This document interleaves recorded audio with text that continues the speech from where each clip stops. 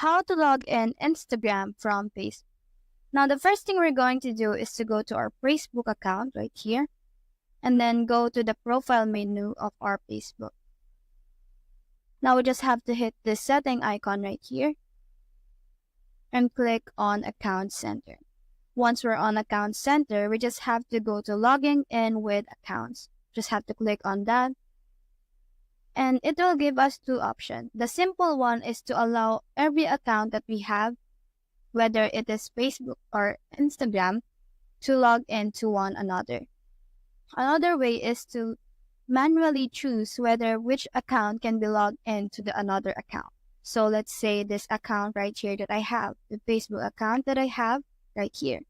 And it will give me an option whether I want to make this Facebook account log into my Instagram account from another Instagram account.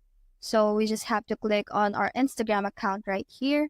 And when we go to our Instagram, you can use your Facebook information to log into your Instagram account.